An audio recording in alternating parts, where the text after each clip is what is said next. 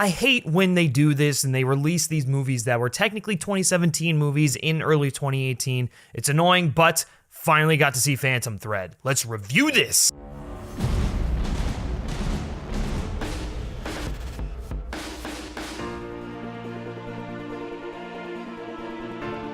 What is up, everyone, and welcome to Men vs. Movies. I'm Griffin, as always, and today, like I just mentioned, I'm going to be giving you my review of Paul Thomas Anderson and Daniel Day-Lewis's last collaboration, Phantom Thread. So Phantom Thread marks the second collaboration between director Paul Thomas Anderson and actor Daniel Day-Lewis, the best actor ever. And unfortunately, this also marks Daniel Day-Lewis's last performance period. He is retiring from acting, so needless to say, there is some pretty big hype around this movie. So the film takes place in London during the 1950s and follows Reynolds Woodcock, who is a famed fashion designer. He's one of the best in the business. He is a passionate artist and confirmed bachelor, and one day when he goes out into the British countryside, he meets this lovely girl and she kind of becomes his muse, and their relationship takes an interesting turn that I'm really not going to get into, but basically their relationship becomes the focus of the movie. And walking out of Phantom Thread, it made me so mad that I made my top 10 best films of the year list, because this film would have absolutely made the list, probably in the top 4,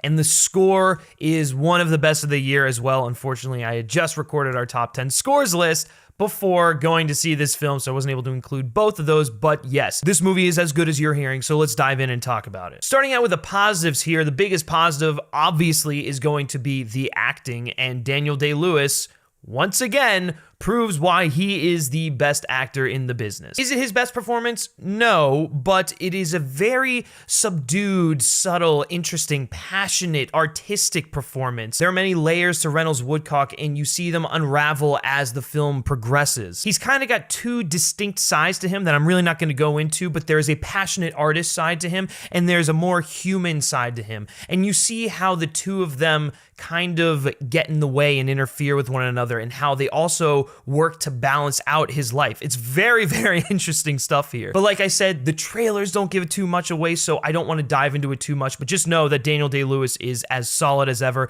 and for his final performance, I have to say he goes out with a bang. The next performance that I really want to give props to is that of Vicky Krieps, who plays his muse and the girl who's trying to win his affection over. I'm not going to say too much about her character, but her relationship with Woodcock is so brilliant and witty and fascinating. And you see how his passion as an artist sometimes gets in the way of his relationship with her. But then you also see how sometimes she can put him in his place. And that's all I really feel comfortable saying, but she gives an outstanding performance and should be commended on that. And the last performance we're going to talk about here is that of Leslie Manville, who plays Reynolds Woodcock's sister, and her relationship with Woodcock is also very interesting.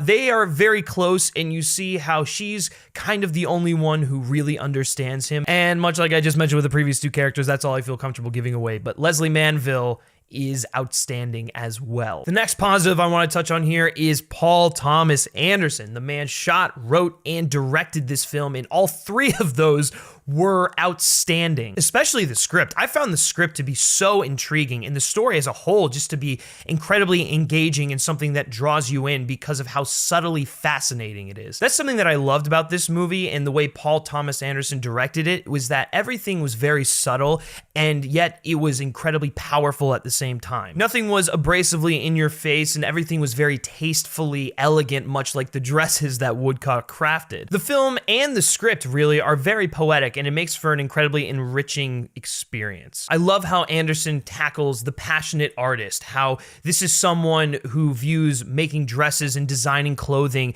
as an art, and when he sees someone disrespect that art, it throws him off kilter for a few days. And I feel like if you are a passionate artist, you'll be able to lend some sympathy towards Woodcock in this regard. But then he also poses the question of, does this go too far? And that is something that is interestingly explored throughout the course of this movie. Anderson not only raises these questions, but he pairs it with some very nice themes and motifs that echo throughout in a very elegant and seductive way. There's so much going on in this movie that is just beautiful. But it's just something that's well written, well shot, well directed. This is a masterfully crafted film by one of the best directors in the business. Next positive I want to touch on here is the costume design, because it is so beautiful beautifully done. It is so tastefully done. Everything feels like it's crafted by the best fashion designer in the world. And not every film, when they focus on fashion, necessarily does that, so I commend them on doing that. And the costume and production design team especially, they deserve accolades, so well done for them. And the final positive I have with Phantom Thread is the score by Mr. Johnny Greenwood. Oh man, this score is one of the best of the year, like I mentioned at the very beginning. And it is so good. It's very classical, it's very piano-based, it's sexy, it's elegant, it's subtle, much like the movie. And it's a perfect companion to the film because there's a lot of scenes where it's just Woodcock working on his dresses or very quiet interactions, and I think the music plays a great part in evoking emotions out of the audience. There's just a whole lot that the score does on an effective standpoint, but then you can go back and just listen to it, and it's just beautiful music. It is so beautiful. I'll be surprised if Johnny Greenwood does not win the Oscar for Best Score, although Alexandre Desplat may give him a run for his money. All right, now moving on to the negatives now, because while I don't necessarily have too many negatives or really any negatives with the film, I think your average moviegoer may find some issues with it. The first issue is that it is a very slow movie. It seems as though that it doesn't really go anywhere and it takes its time to get through stuff. There's a lot of dialogue scenes. I can see how your average person might get bored watching the film. And then my final negative is the big twist that happens. And it's not necessarily a twist,